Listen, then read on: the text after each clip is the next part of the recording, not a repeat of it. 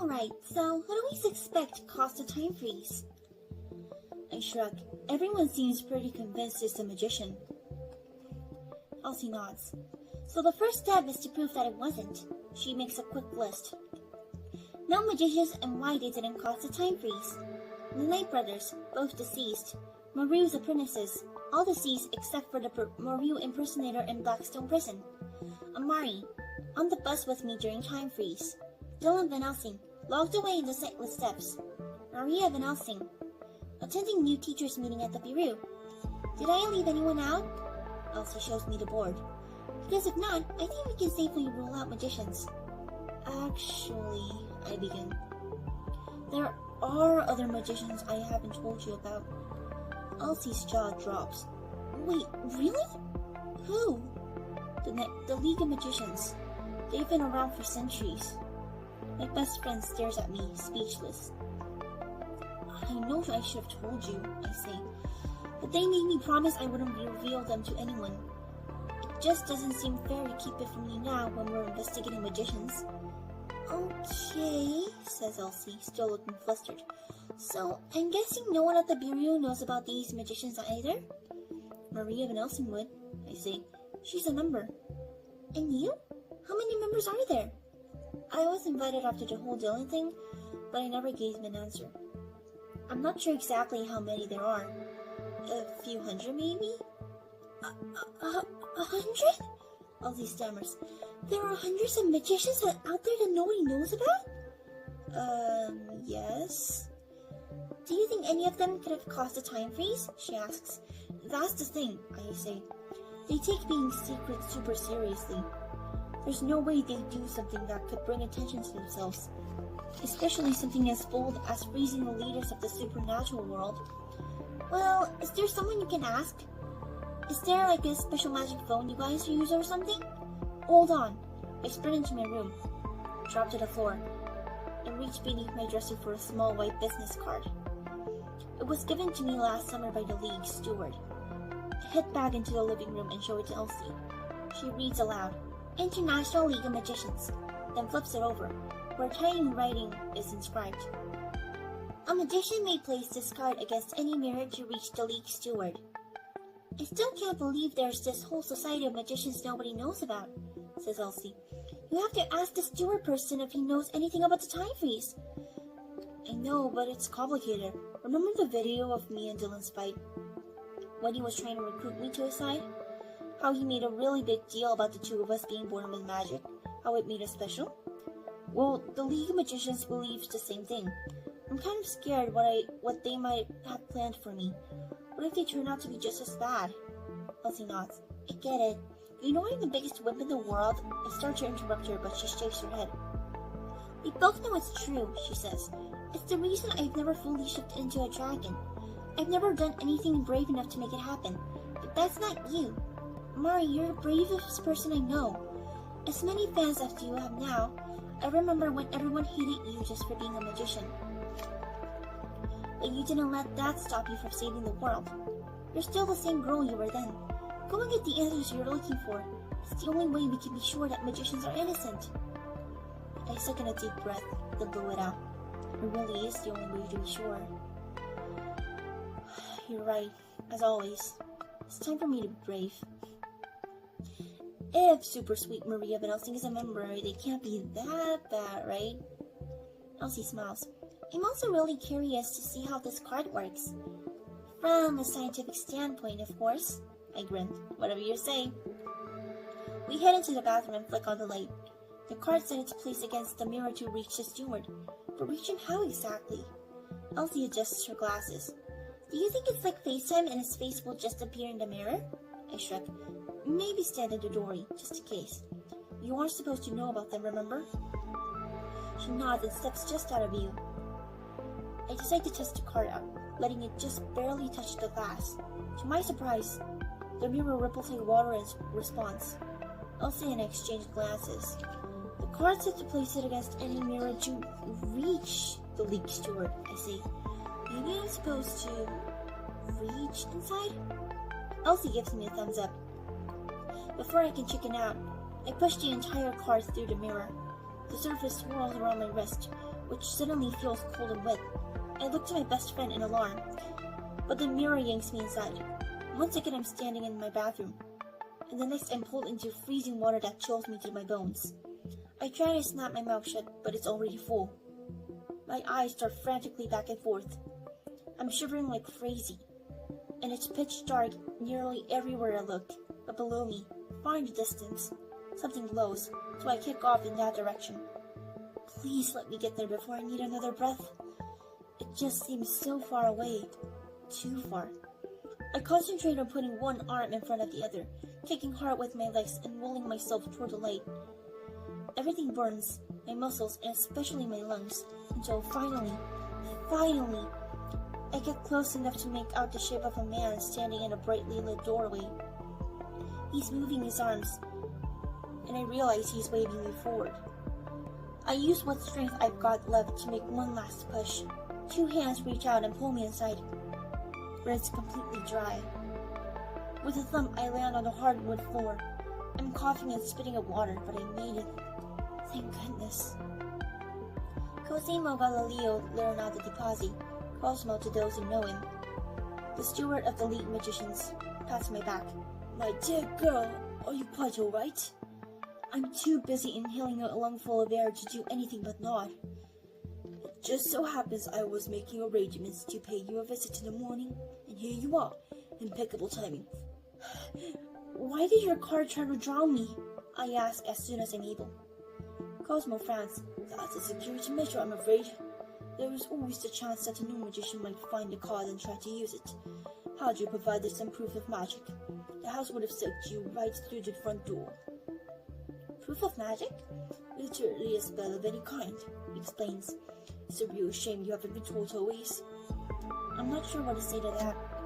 It's not like I've been very eager to explore my magician side, though I'm sure Maria would have told me if I'd asked.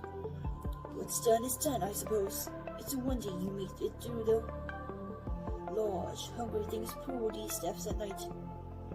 Not the least of which is the Loch Ness monster. Has a particular fondness for the taste of magicians. That one, always swimming outside the windows with those glowing eyes. Where are we? I ask, glancing around at a fancy living room filled with expensive-looking furniture. Cosmo looks confused. Why, my lake house, of course. You do realize you're at the bottom of Loch Ness, the lake, don't you? It takes me a moment to wrap my head around that. How did the house even get down here? Cosmo ignores the question. You know, I wondered whether or not I was doing the right thing by planning to go to see you. But now that you're here, there can really be no doubt. It's fate. It's entirely meant to be. I frown. What's meant to be? Follow me, and do hurry.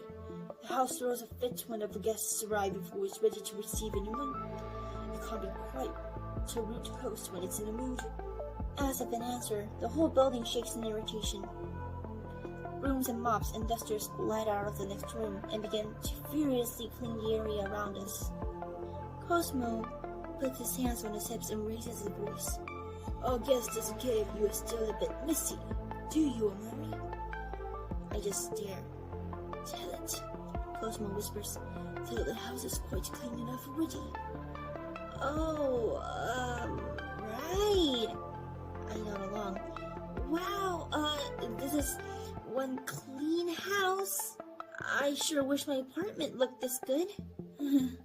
I'm not sure how convincing I sound, but the house at least stops its shaking, and the cleaning supplies glide back through the doors. Good, says Cosmo. Things are already quite stressful enough without having to deal with a self-conscious bag of bricks. The lake house rumbles again. I'm kidding. Cosmo whistles and turns to me. Let's get to the study before it starts rearranging the hallways and protest. Cosmo starts to turn, but I reach to stop him. I came here for a reason, and it wasn't for a tour. I need answers. Before we go anywhere, I say, I want to know if anyone from the League of Magicians is responsible for the time freeze. Cosmo seems annoyed by the question. I can say with absolute certainty that no League Magicians caused that catastrophe. You should remember that magicians are far from the only beings with powerful magic. I As relieved as I am, that doesn't help me figure out who is responsible. I'm sure I know the answer to my next question, but I decide to ask anyway. Is there any chance there are magicians out there who aren't part of the League? Absolutely none, Cosmo says confidently. There are only ever two born magicians in an age. You and Dylan now, the Night Brothers will fool you. We in the League are all magicians because Vladimir chose to share his magic and we have passed it down through the generations. Rest assured, should any League magicians wish to leave our order, they will be taking the magic with them. If what he's saying is true, then magicians really aren't behind the time freeze. How would you explain the time freeze not affecting me? I was the only one on my bus who wasn't frozen. Cosmo raises an eyebrow. That is an interesting question. I have my theories, but that really is a conversation for another day. We have far more pressing concerns. Follow me. But he darts off toward the doorway, giving me no choice but to follow. Where are we even going? And what's more pressing than the time freeze when magicians are being blamed for it? I trail him down twisting hallways, through a pitch-black room, across shifting balconies where we jump from one side to the other, and then into a great big dining room with a fancy twirling chandelier. Finally, we reach a very short hallway with a dead end. I bend over to catch my breath again. What's the rush? Disaster could strike at any moment. Ever since Bane declared his attention to brutal-headed magicians, the League has been in an uproar. I'm doing my very best to advise Corn, but it's only a matter of time before Bane gets too close. I shudder to think what might happen if a magician felt threatened and lashed out. It would be a disaster. Can you just tell him not to? I ask. Aren't you in charge? I'm merely the League's steward, meaning my authority is temporarily and hardly complete. I'm meant to guide magiciankind only until a born magician can take over as its rightful leader. It was my full intention to give you and Dylan more time to grow up, to become wiser, and more skilled in your magic. To choose for yourselves whether you wish to bear this burden, but that is no longer an option. So I was right to worry about the League's fascination with born magicians, but it can't mean what I think he means. What's no longer an option? Cosmo bows below before me. Amari Peters, I'm offering you full leadership of our order, to be yours until death. You can't be serious. You want me to lead the League of Magicians? You must. The League is in disarray. What makes you think they'll listen to me? I say. I'm 13. Again, he ignores me and instead lifts his gaze to the ceiling. House, reveal the crown. Suddenly, the walls begin to slide away, and the dead-end hallway opens up, revealing a small room with a pedestal at its corner. A shimmering black crown sits atop it on a velvet pillow. I feel myself moving toward it before I even realize what I'm doing. My head goes fuzzy, and warmth fills my chest, just like it does when I cast a spell. I shake my head to clear the haze.